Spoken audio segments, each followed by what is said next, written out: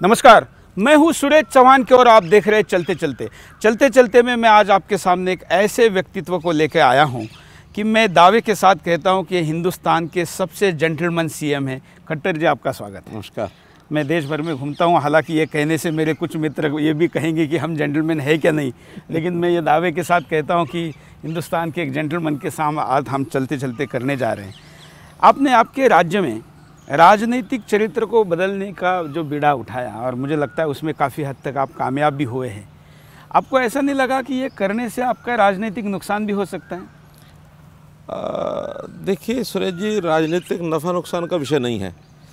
जो इस देश में देश जब से आज़ाद हुआ है तब से ये चीज़ें देखी जा रही हैं कि आखिर कौन कौन सी ऐसी व्यवस्थाओं से जनता का सरोकार है, जनता जिससे परेशान रहती है, जनता की चिंता का विषय है। उसमें मैं समझता हूँ कि ये जो राजनीतिक वातावरण है इस देश का और इस सब प्रदेशों का, इसके अंदर बदलाव बहुत ज़रूरी है। और जब तक ये बदलाव नहीं होगा, वास्तव में जनता के सुख के लिए हम बहुत कम कर पाएंगे। तो इसलिए जनता को सुखी करना है तो राजनीतिक बदलाव और जो अच्छे बदलाव हैं वो यदि हम करेंगे तो जनता सुखी होगी। और मुझे नहीं लगता कि उसके अंदर कोई किसी प्रकार का मुझे कोई नुकसान होने वाला है या मुझे कोई चिंता होने वाली है। जनता स्वाभाविक रूप से जिस चीज़ को अच्छा मानती है उसको श्रेय देती है। लोकतंत्र इसीलिए चुना गया था, लेकिन दुर्भाग्य से देश में ज़्यादातर जगह पर ऐसे सरकार ही नहीं रही। और ख़ास करके आपके स्टेट में तो सत्ता तो केवल भोगने के लिए होती है, ऐसा माहौल था ना। इसलिए आपके कार्यकर्ता मैं ये शब्द नहीं यूज़ करूँगा, लेकिन कुछ नेताओं को ऐसा भी लगता होगा कि भाई सत्ता आई है तो कुछ थोड़ा उसका उपयोग भी होना चाहिए। मैं फिर वही बात कहूँगा कि देश जब से आज़ाद हुआ, अधिकांश समय इन 70 सालों में कांग्रेस ने शासन किया। और कांग्रेस दल ने कोई देश को, ये ठीक है आज़ाद कराने में कांग्रेस की अपनी भूमिका रही होगी, वो तो राजनीतिक कांग्रेस नहीं थी, वो राजनीतिक कांग्रेस नहीं, वो देशभक्तों का एक अलग से ग्रुप था जिन्होंने देश को आज़ाद कराया। लेकिन जब देश के ऊपर सत्ता करने की बात कांग्रेस ने शुरू की तो सत्ता को सेवा की बजाय सत्ता को भोगने का विषय उनके सामने रहा। लोकतंत्र में एक मजबूरी है, जनता को भी अपनी सरकार चुननी है। लेकिन जो सरकार चुन के आती है, यदि सत्ता के बजाय वो सेवा की राजनीति करेंगे तो निश्चित रूप से जनता को पसंद आएगी। और मैं समझता हूँ अब काल बदल गया है, अब वो कांग्रेस का वो काल नहीं रहा। अब देश के प्रधानमंत्री नरेंद्र मोदी ने आकर के कहा कि सबसे बड़ा चैलेंज उनके सामने यदि कोई है तो वो है अपने जो राजनीतिक पक्ष के लोग हैं उनके बारे में जनता की धारणा इसको बदलना। क्योंकि राजनीतिक लोगों की धारणा सामान्य जनता क्या सोचती है, कोई प्रश्न करता था राजनीतिक आदमी कैसा होता है, राजनीतिक आदमी को गालियां देते थे, आदमी चोर, बल्कि नेता मतलब गाली हो गया था, पर्यायवाची हो गया था। तो इसलिए वो सबसे बड़ा चैलेंज एक इस लोकतांत्रिक प्रणाली में नरेंद्र भाई मोदी ने, मैंने स्वयं सुना, उन्होंने जब कहा तो हमको लगा कि ये वास्तव में सही एक जिसको कहना चाहिए एक जनता के मन जरूरी बदलाव। एक मन में लोग अच्छा, लोग कोई खुशी से नहीं कहते थे, वो दुख से कहते थे। तो उसको बदलने के लिए एक बहुत अच्छा नरेंद्र भाई मोदी के शासनकाल के अंदर सबसे बड़ा विषय था कि भ्रष्टाचार में सबसे पहले जिम्मेवार अगर कोई मानता था तो वो नेता को मानता था। भ्रष्टाचार नेता है, अधिकारी है, कर्मचारी है, जनता है, ये इसका विशेष सर्कल बना हुआ था और ये ऊपर से नीचे जाता है। कौन तोड़ेगा इसको? तोड़ने के लिए सबसे पहले किसी नेता को आगे आना पड़ेगा।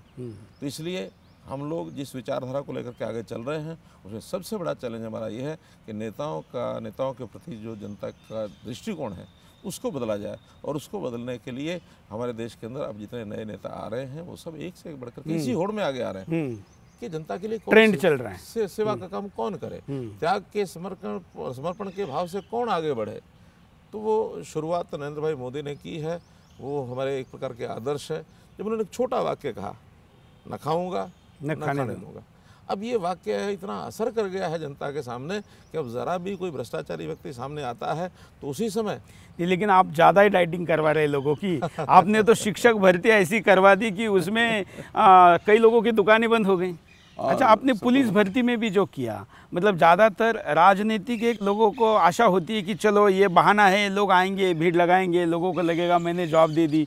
तो आप उस मतलब शिक्षक भर्ती के बाद आपने पुलिस भर्ती में भी वही अपनाया। 10 लोग जब आके ये कहते हैं कि आपने बहुत बढ़िया काम किया, ऐसा व्यक्ति जो सोच भी नहीं सकता था उसकी नौकरी लगेगी, उसकी नौकरी लग गई है, तो पूरे गांव में, पूरे मोहल्ले में एक खुशी की लहर दौड़ती है कि अभी शासन हो, राज हो, तो ऐसा होना चाहिए। तो हमको ये सुन के खुशी होती है। नहीं, बहुत अच्छा बदलाव है। हमारे यहाँ तो ऐसी स्थिति बन गई थी कि लोग मंदिर से ज़्यादा नेताओं के चक्कर मारते थे। और आपके यहाँ के एक पूर्व मुख्यमंत्री तो इसी कारणों से जेल में भी हैं। गए ना, एक गए और पता नहीं अब शायद दूसरे को आप पता नहीं कब भेज रहे हैं, बैठे हैं कि नहीं वो लाइन तो आप तय करेंगे कब भेजेंगे। लोग तो चाहते हैं कि जल्दी जाए। उन्होंने जो जो कुछ किया हुआ है अब उनके सामने आएगा।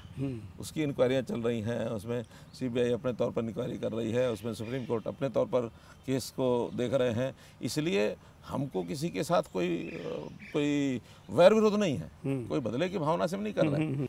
हम आए हैं, हमारा जो पॉजिटिव नोट ये है कि जनता के जो विकास के काम उनके लिए करने हैं, जनता की जो तकलीफें हैं उनको दूर करना है। लेकिन जितने गति से भ्रष्टाचार हुआ उतने गति से कार्रवाई हो तो और अच्छा है। माना कार्रवाई उतनी गति से हो, लेकिन ये कार्रवाई जो हमारी संस्थाएं हैं उन्होंने करना है, हमको नहीं करना है। हमने तो उनको देना है कि ये काम है, इसमें आप जांच करिए। तो उस जांच करने में ना हमने कहीं बाधा बनना है, जांच करने में ना हम कोई एक्स्ट्रा कोई एनर्जी लगानी है। ये काम जिन संस्थाओं का उन संस्थाओं को करना है। लोग रॉबर्ट वाड्रा का भी पूछ रहे हैं कि क्या कहीं मरणोपरांत तो कार्रवाई नहीं करेंगे। प्रभु उनकी आयु लंबी करे, लेकिन अगर उन्होंने उनको दोष किए हैं तो उनके सामने आएंगे। हाँ। और निश्चित रूप से उनको उसका फल भुगतना पड़ेगा। उसमें हमारी ओर से कोई ऐसा विषय नहीं। राजनीतिक दुश्मनी आपने रखना, कोई दुश्मनी नहीं। कोई भी हमने दोष किया होगा, हमारे खिलाफ किसी भी प्रकार की कोई सजा होगी, हम भुगतने के लिए तैयार हैं। हाँ, उनको पता है कि आप आगे बढ़कर के उन्होंने कहा। आज उनको परेशानी क्यों हो रही है हमको ये नहीं समझ में आ रहा। आज समय समय पर वो कहते हैं कि तो बदले की सरकार है। हम कौन सा बदला ले रहे हैं, हमको ये नहीं समझ में आया। आखिर उन्होंने कोई घोटाला किया होगा तो उनके सामने आएगा, कोई कांड किया होगा उनके सामने आएगा, कोई घपला किया होगा तो उनके सामने आएगा, नहीं किया होगा तब भी निर्णय उनके पक्ष में। लेकिन आप इतने सख्त चलते हैं, इतने स्ट्रेट लाइन पे चलते हैं, तो राजनीतिक पदाधिकारी जो होते हैं, आप राजनीतिक दल चला रहे हैं, आपको भी इलेक्शन में फेस करना है, बाकी चीज़ें भी करनी है, तो उसका कोई ऐसी कोई अप्रिय स्थिति तो नहीं पैदा होगी? नहीं, मुझे अपनी जनता पर भरोसा है। जनता चाहेगी तो हम निश्चित रूप से दोबारा आएंगे। पहले जनता ने चाहा, हम आए। आगे जनता की भलाई में हम काम करेंगे तो जनता निश्चित चाहेगी। जनता को एक ही है कि हम किसी अपने स्वार्थ में कोई काम नहीं कर रहे, हम अपना कोई परिवारवाद नहीं चला रहे, हम किसी प्रकार का कोई भ्रष्टाचार नहीं कर रहे। मेरा लगातार अब ये तीसरा दौरा चल रहा है। प्रारंभ के जो 2 दौरे थे उसमें पहला दौरा तो परिचयात्मक था, दूसरा जो मेरा प्रदेश का भ्रमण हुआ उस क्रम में 90 की 90 विधानसभाओं में मेरा जाना हुआ।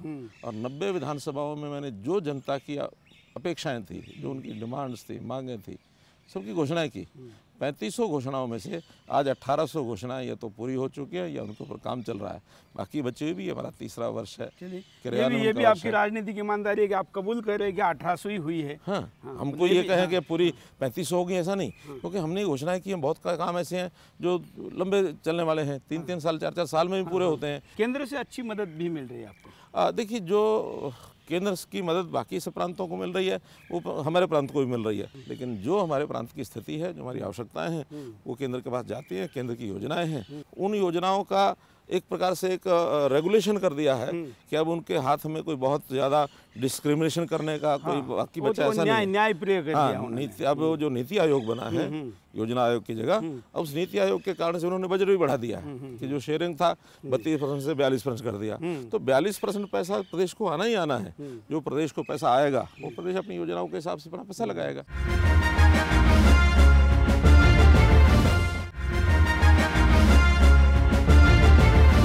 अभी कुछ राज्यों में गया था तो उन्होंने आपकी वो सीएम विंडो वाली योजना पे पूछा था। ज़रा आप बाकी लोगों को भी इसका उपयोग होगा, मैं चाहूँगा कि आप थोड़ा विस्तार से बताएं। देखिए, जब मैं प्रारंभ में यहाँ चंडीगढ़ जब बैठा और मेरा अनुभव जब आया कि हज़ारों के हज़ार संख्या में लोग नेताओं के चक्कर काटते हैं, मुख्यमंत्री के आवास पर पहुँचते हैं, मुख्यमंत्री के कार्यालय में पहुँचते हैं और उसी के कारण से अपने कागज़ लेकर घूमते रहते हैं। हमने उस समय तुरंत किया कि आखिर सैकड़ों किलोमीटर दूर लोग चल करके यहाँ आते हैं, पैसा लगाते हैं, समय लगाते हैं, टेंशन भी उनको, तनाव भी होता है, तो क्यों नहीं हम ऐसी व्यवस्था खड़ी करें कि वो अपने उस कागज़ को जिसको लेकर के कई दिन यहाँ लगा के जाते हैं, वो अपने जिला केंद्र पर, अपने सब डिवीज़न लेवल पर, अपने ब्लॉक लेवल पर वहीं जाकर दे सकते हैं। आज टेक्नोलॉजी का ज़माना है। हाँ। उस टेक्नोलॉजी के ज़माने में वो कागज़ यहाँ अपने आप पहुँच जाता है। तो इसलिए हमको उसकी शक्ल देखनी है, उसको हमारी शक्ल देखनी है, विषय ये नहीं है। उसका काम होना चाहिए, काम से मतलब है, उसका काम होना चाहिए। और अगर घर बैठे उसका काम होगा तो निश्चित रूप से वो कहेगा कि ये काम अच्छा हो गया, मुझे कहीं जाना नहीं पड़ा, मेरा घर बैठे काम हो गया। आखिर हम कहते हैं सरकार आपके द्वार, उसका हेतु यही है कि उसको सब सुविधाएं अपने डोर स्टेप पर मिलनी चाहिए। और उसके डोर स्टेप पर मिलने के लिए जितना डिसेंट्रलाइज करेंगे उतना अच्छा लगेगा। आज सीएम विंडो पर 3 लाख से ज़्यादा एप्लीकेशंस ग्रीवेंसेस उनकी हमको मिली हैं, और मैं समझता हूँ 2.5 लाख से ऊपर ऐसी ग्रीवेंसेस जिनका निपटारा भी किया जा चुका है। हमने अपना एक नेटवर्क खड़ा किया हुआ है, हमारा संगठन का नेटवर्क है निगरानी समिति। हर विधानसभा पर 11 लोग ऐसे हैं जो उस विधानसभा से आने वाली ग्रीवेंसेस के ऊपर ध्यान रखते हैं, उनको सूचना भी दी जाती है और हल करने के लिए वो अधिकारियों के पास साथ में भी जाते हैं। तो इस प्रकार का एक सारा सिस्टम बना है। इसके कारण थोड़ा जो न्यायपालिका तक जाने वाली चीज़ें भी कम हो गई, बहुत कम है। हमारा जो पेंडेंसी है न्यायपालिका में, जो हमारी जो पेंडिंग जितने भी केसेस थे, चाहे वो हाई कोर्ट में थे चाहे वो लोअर कोर्ट्स में थे, उनकी संख्या बहुत ड्रास्टिकली घटी है।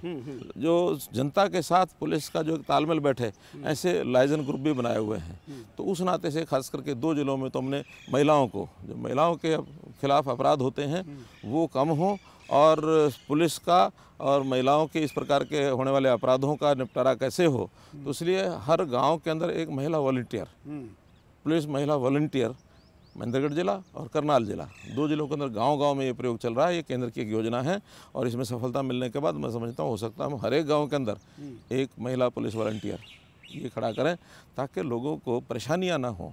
अब इस सारे सिचुएशन में आपका राज्य एक किसान वाला राज्य है, किसानों के लिए क्या किया है? किसान, क्योंकि हमारा कृषि प्रधान प्रदेश है ये, और कृषि प्रधान प्रदेश में हमारे 70% लोग इस समय कृषि के ऊपर निर्भर हैं, और हमने सबसे पहले कि किसान की कोई तकलीफ ना हो, किसान को जोखिम फ्री, क्योंकि सबसे ज़्यादा जोखिम वाला व्यवसाय है किसान का, तो ये जोखिम फ्री कैसे बने, उसके लिए जैसे देश के प्रधानमंत्री ने प्रधानमंत्री फसल बीमा योजना लागू की है, वो ज़्यादा से ज़्यादा लोग उसमें कवर हो जाएं, हमारा एक प्रयत्न तो ये है। जब ये लागू नहीं थी उससे पहले भी जो किसानों के इस प्रकार के कोई भी कारणों से उनकी फसल का नुकसान हुआ, उनको किसी प्रकार का जो इस नुकसान की भरपाई करने का जो विषय था, उस पर सरकार ने खुले मन से काम किया, और हमने पिछले 2.5 वर्ष में इस समय तक 2500 करोड़ रुपया हम किसानों को मुआवजे के रूप में बांट चुके हैं। और मैं दावे से कहता हूं कि जब से हरियाणा बना है 1966 से लेकर के 2014 तक 48 वर्ष का टोटल मुआवजा वो 1300 करोड़ रुपए से ज़्यादा। तो हरियाणा की खबरें लगाते थे 2 रुपए का मुआवजा, वो 5 रुपए का, 2 रुपए का, 5 रुपए का, 10 रुपए का। हमने न्यूनतम किसी का अगर 1 एकड़ में 50वां हिस्सा भी है उसको भी न्यूनतम 500 रुपए का चेक जरूर मिलेगा। इवन स्वामीनाथन रिपोर्ट ने भी कहा था कि 10,000 का मुआवजा कम से कम मिलना चाहिए। उससे पहले वो 6,000 रुपया मिलता था, हमने उसको एकदम डबल 12,000 रुपया कर दिया। अच्छा, मतलब स्वामीनाथन आयोग सिफारिश से भी ज़्यादा, उससे भी ज़्यादा किया। लेकिन सरकार आज भी जो बीमा नहीं कराएगा उसको 12,000 रुपये का मुआवजा सरकार आज भी देगी। इसलिए आपके यहाँ के किसानों को आग लगाना मुश्किल है। ये तो पूरे देश भर में भाजपा के विरुद्ध जहाँ सत्ता है वहाँ विपक्ष यही खेल हम किसान की हर प्रकार की सहायता, हमारे यहाँ 2 जिले ऐसे हैं, अम्बाला जिला और कुरुक्षेत्र जिला, जहाँ सूरजमुखी पैदा होती है। अब उस सूरजमुखी का प्रदेश के अंदर कोई उपयोग नहीं है। जो इस समय नेफेड जो एजेंसी है उसने ये कहा कि आप 25% उनका फसल जो है वो खरीद सकते हैं सूरजमुखी। हमने अभी 3 दिन पहले उसको 50% कर दिया है, और अगले साल हम कहा अभी आप जितना ही बोएंगे उसका 75% खरीदेंगे। हमारे यहाँ मंडियों की व्यवस्था, जो हमारी 108 मंडियाँ हैं इस समय मार्केट कमेटी की, तो उसके अंदर ऑनलाइन सिस्टम खड़ा कर दिया है। 54 मंडियाँ वैसी हो गई हैं कि वहाँ कोई किसान कहीं के भी व्यापारी को अपना माल बेच सकता है, यानी मोनोपोली तोड़ दी है। हाँ, और बाकी 54 मंडियाँ भी अगले वर्ष ऑनलाइन हो जाएंगी। प्रदेश की सब 108 मंडियाँ, जहाँ भी खरीदार है कहीं का भी माल कहीं भी खरीदा जा सकता है, ये हमने किया है। हरियाणा एग्रीकल्चर यूनिवर्सिटी जो हमारा हिसार में यूनिवर्सिटी है, वहाँ एक एग्रो बिजनेस स्कूल ये हम खोलने जा रहे हैं, ताकि किसानों के बच्चे या किसान स्वयं इस एग्रो बिजनेस स्कूल में भी कुछ दिन का एक कोर्स होगा, उसको जा करके उसका अध्ययन करें, उसमें अपनी ज्ञान प्राप्त करें उसमें, ताकि हम अपने किसान की जो फसल है उसको कैसे अच्छा बेच सकते हैं।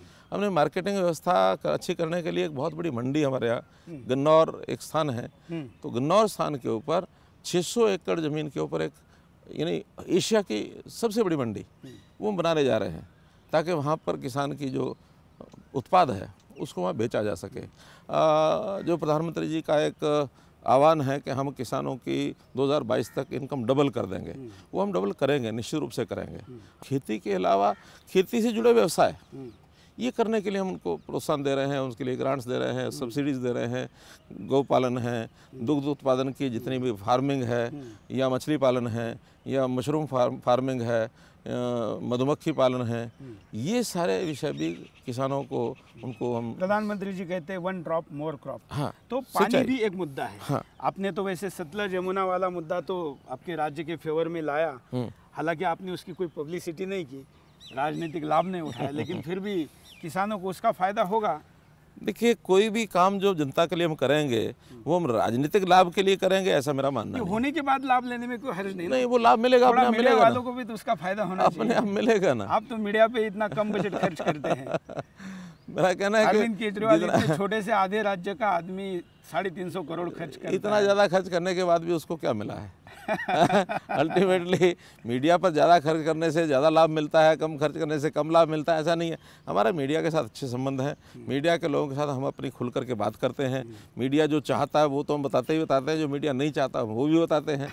हम सब कुछ मीडिया के साथ तो मसला चाहता है ना, हम तो ओपन है, विकास की बातें बताते हैं, हम तो सब ओपन है एकदम, इतना खुला, हमारा खुला जैसे पन्ना होता है, तो ओपन चैप्टर हमारा हर चीज़ का है। आपने किसान का नाम लिया अभी और उसमें गाय का नाम लिया।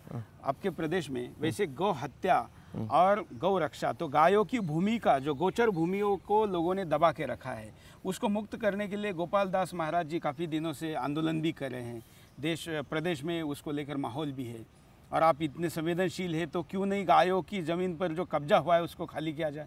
देखिए, ये समस्या बहुत पुरानी समस्या है, आज की समस्या नहीं है। गांव के अंदर मैं मानता हूं कि पंचायती ज़मीनों पर, गौचरान भूमि पर कब्जे किए हुए लोगों ने, और आज से नहीं है, कोई 10 साल, कोई 20 साल, तो आज़ादी से चलता आ रहा है, कभी से किया हुआ है। अब उसमें हमने पहले चरण में तो ये किया है कि जहाँ जहाँ हमको ये जो स्ट्रे एनिमल है, जो बेसहारा गौधन है, वो घूमता है, उनको किसी एक स्थान के ऊपर, सुरक्षित जगह के ऊपर उनकी व्यवस्था की जाए। इसके लिए जगह जगह पर योजना बना करके जो गोचरान की भूमि है वहाँ कोई प्राइवेट संस्था यदि गौशाला बनाना चाहती तो उनको हम दे रहे हैं, नहीं तो सरकारी योजनाओं के अंतर्गत भी हम वो सारा काम कर रहे हैं। और मैं समझता हूँ कि बहुत निकट भविष्य में हरियाणा का जितना भी बेसहारा जो पशु है, जो स्ट्रे एनिमल जिसको हम कहते हैं, वो समस्या सब खत्म हो जाएगी। एक ज़िला हमारा ऐसा है, फतेहाबाद ज़िला, जो स्ट्रे एनिमल फ्री हो चुका है। अच्छा, बाकी सब जगह भी काम चल रहा है, वो सब हम कर रहे हैं। आपने नाम लिया गोपाल दास जी का, मैं गोपाल दास जी का सम्मान करता हूं, क्योंकि उन्होंने एक किसी कॉज के लिए, एक ऐसे कॉज के लिए जो चीज़ भारतीय संस्कृति के साथ जुड़ी हुई है और उसके सुरक्षा के लिए, रक्षा के लिए वो सब अपना उन्होंने पहले भी एक आंदोलन किया, अभी भी वो आंदोलन पर बैठे हैं। मैंने अभी भी उनको मैसेज भिजवाया, संदेश भिजवाया है कि एक साथ शायद सब ना हो संभव हो पाए, लेकिन जो प्रमुख स्थान है, जहाँ जहाँ आज की आवश्यकता है, आप उसका एक कैलेंडर बनाने को तैयार हैं। हाँ, आज जहाँ आवश्यकता है तो उन गाँव को हम प्राथमिकता पर करेंगे। और आपकी जानकारी के लिए आज प्रातःकाल ही उन्होंने हमको एक गाँव की लिस्ट भेजी है, और उस लिस्ट के हिसाब से हम उन गाँव के अंदर जो गौचरान की भूमि है, वो जो गौ संरक्षण के नाते से उन गौों की व्यवस्था के लिए वहाँ हम सब इमीडिएटली कराएंगे, वो हमारा प्राथमिकता का विषय है।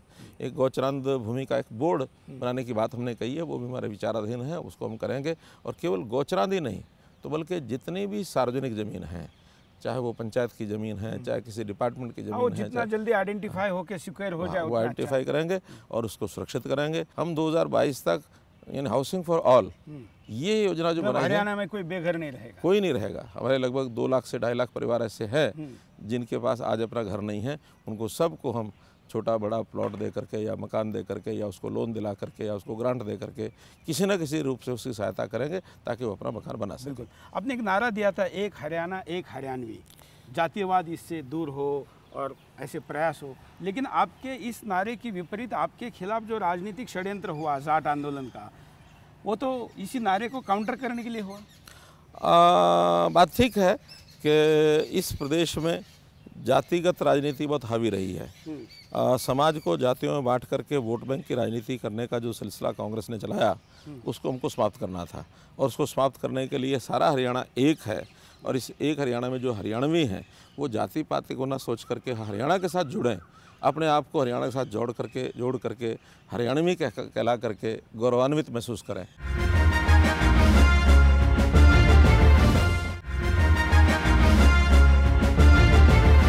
लेकिन इतना बड़ा आंदोलन, मतलब उसको सुलगा के रखने का प्रयास वो आज का नहीं है। हाँ।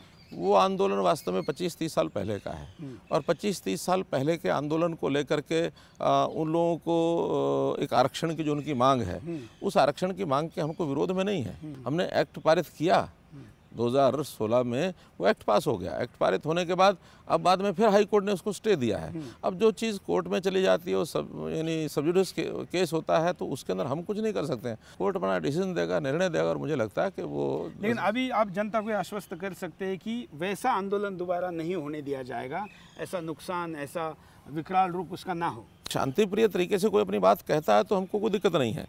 आखिर उस समय अशांति से कहे तो, हाँ, अशांति नहीं होने देंगे। पहली बार जो उस प्रकार का हमको कोई अपेक्षा नहीं थी कि भी एक बात मान ली गई, जैसा उन्होंने कहा वैसा हमने मान लिया, उसके बाद किसी प्रकार का कोई व्यवधान आएगा इस विषय में, हमको ये बिल्कुल भी लगता नहीं था। लेकिन वो अचानक कुछ ऐसे राजनीतिक, जिसको कहना चाहिए, जिनके पीछे एक राजनीतिक लोगों का हाथ भी हो सकता है, क्योंकि उसके ऊपर भी एक कमीशन बैठा है, उसकी छानबीन कर रहा है कि किन लोगों का इसमें हाथ था। कोई ना कोई इसमें कोई वेस्टेड इंटरेस्ट उसको उभारने में, खड़ा करने में रहा होगा। इंटरनेशनल फोर्सेस भी थी, कोई भी ऐसे लोग भी थे, कोई फोर्सेस ऐसी रही होंगी जिन्होंने उसको उकसाया। उसकी पहचान होने वाली है, और पहचान होगी तो निश्चित रूप से उनको भी दंडित किया जाएगा। हाँ, शांतिपूर्वक तरीके से अपनी बात कहने का अधिकार सबको है, और मुझे नहीं लगता कि इस प्रकार का स्टेप बिना सोचे समझे, जिसमें से कुछ निकलना नहीं है, अब नहीं, वो दोबारा संभव ही नहीं। हाँ, ऐसा कोई उठाएगा, समझे आपने जो ये सारी बातें की, विकास की वगैरह, ये सब कुछ करने के लिए जो आपकी कार्यपालिका है, अधिकारी है, ये बहुत महत्वपूर्ण घटक होता है। अब अधिकारी के साथ चले तो लोग कहेंगे अधिकारी का सुनते हैं, अधिकारी के साथ ना चले तो काम नहीं होगा। इसका कॉम्बिनेशन का मैसेज कैसे जाएगा कि दोनों का समन्वय, जब तक दोनों का समन्वय तालमेल नहीं बैठता तब तक ये संभव नहीं है। हम केवल अधिकारियों के साथ भी नहीं चल सकते, और अधिकारियों को दूर रख करके केवल जनता की बात सुनेंगे तो निकलेगा कुछ नहीं। कुछ इस प्रकार के मुख्यमंत्रियों का रवैया रहा है कि जब उन्होंने स्टेज पर ही खड़े होकर के अधिकारियों के खिलाफ उल्टा सीधा वो कहते थे, लोग तालियां बजाते थे, लेकिन अधिकारियों के खिलाफ वो भी कुछ करते थे, ऐसा नहीं है। अधिकारियों के साथ तालमेल बैठा करके ही चीज़ों को आगे कराया जा सकता है, और परफॉर्मेंस काउंट किया जाए। हाँ, अधिकारी की कोई गलती है, अधिकारी कहीं भ्रष्टाचार में लिप्त है, हम उसको छोड़ते नहीं हैं। अधिकारी लापरवाही करता है, उसको हम छोड़ते नहीं हैं। इसलिए कोई भी अधिकारी अपने दायित्व को ना निभाए, ये हमको बर्दाश्त नहीं है, मंजूर नहीं है। आपने उसकी कोई जिम्मेवारी, उसकी समय सारिणी इस दिशा में भी सोचा है कि इतने दिनों में ये काम नहीं हुआ तो उस पर कार्रवाई? ये राइट टू सर्विस एक्ट हमने बनाया हुआ है, और उस राइट टू सर्विस एक्ट में ये ठीक है कि जिस सख्ती से वो लागू करना चाहिए उस सख्ती से तो लागू नहीं है, क्योंकि उसका प्रारंभिक चरण है। लेकिन तो भी बहुत सी चीज़ें हैं उसके अनुसार लोगों को बताई जाती हैं कि इस दिन के अंदर ये काम ना हो तो संबंधित अधिकारी को जाओ भी सही, उसकी शिकायत भी हमारे पास करो। उसके बाद एक अवसर दिया जाता है कि इसको जल्दी करें। जैसा मैंने उदाहरण बताया हमारे सीएम अनाउंसमेंट्स, अब सीएम अनाउंसमेंट्स पहले वर्ष की 2015 में बहुत थोड़ी हुई थी, पहला मेरा राउंड था, वो प्राय 80 से 85% से पूरी हो गई है। दूसरा वर्ष उसके अंदर जो अनाउंसमेंट्स थी वो भी 80% पूरी हो गई हैं। तीसरा वर्ष जो पिछला वर्ष गया है उसकी 40 से 42% पूरी हुई हैं, क्योंकि उसमें समय लगता है। कार्यक्रम के आखिर में आप हरियाणा की जनता को, देश की जनता को क्या कहना चाहेंगे? सरकार केवल विधायकों से, केवल मंत्रियों से, या कुछ हम जो चेयरमैन बनाते हैं उन्हीं से चलेगी, ऐसा नहीं है। सरकार के जितने काम हैं वो जहां चुने हुए प्रतिनिधि करने के लिए तैयार रहते हैं, जहां हम अधिकारियों के माध्यम से, कर्मचारियों के माध्यम से करवाते हैं, वहां उसमें जनता का भी सहयोग चाहिए। इसलिए जनता का सहयोग लेने के लिए हमने एक नारा दिया, सबका साथ सबका विकास। इसलिए जनता भी अपनी जिम्मेदारी को निभाने के लिए 2 कदम आगे जब आएगी तो काम जल्दी होंगे। और बहुत प्रोग्राम ऐसे होते हैं जिसके अंदर जनता के सहयोग की आवश्यकता होती है। मसलन 2 उदाहरण मैं आपको देता हूँ, बेटी बचाओ बेटी पढ़ाओ। यदि जनता सहयोग न देती तो ये संभव होने वाला नहीं था। ये कोई सरकार के अधिकारी कर्मचारियों का विषय नहीं था कि 2 दूनी 4 करके इसको पूरा करेंगे। इस प्रकार स्वच्छता अभियान, अब ये स्वच्छता अभियान एक ऐसा अभियान है कि देश को अगर मानो स्वच्छ करना है, प्रदेश को स्वच्छ करना है, तो ये हर व्यक्ति के कंसर्न का विषय है। ये केवल आह्वान का विषय नहीं है, केवल आंदोलन का विषय नहीं है। ये व्यक्ति को अपनी आदत सुधारने का विषय है कि मैं अपने मन में एक धारण करूं कि मुझे गंदगी नहीं करनी, और कोई करता है तो उसको कहना भी है, बताना भी है, टोकना भी है। एक बात आपने चर्चा में नहीं आई जो मुझे लगता है कि आपके प्रदेश में बहुत महत्वपूर्ण है, वो है टूरिज्म वाली। मतलब महाभारत जैसा युद्ध जहाँ हुआ और इतनी सारी चीज़ें हैं, लेकिन फिर भी हरियाणा पर्यटन के लिए या धार्मिक पर्यटन के लिए क्यों नहीं प्रमोट किया जा सकता? हरियाणा निश्चित रूप से एक कई प्रकार से यहाँ की भूमि बड़ी महत्वपूर्ण रही है।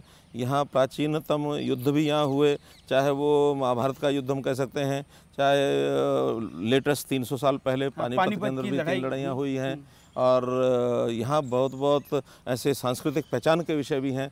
मानो सरस्वती नदी, उसका उद्गम स्थान वो हरियाणा की धरती पर ही हुआ, और सरस्वती यहाँ से उद्गम हुआ। सरस्वती एक ऐसी नदी जिसके ऊपर जो दुनिया भर का आज जो विचार मंथन चलता है, वो वहाँ जो ग्रंथ लिखे गए प्राचीन, वो इस सरस्वती नदी के किनारे लिखे गए।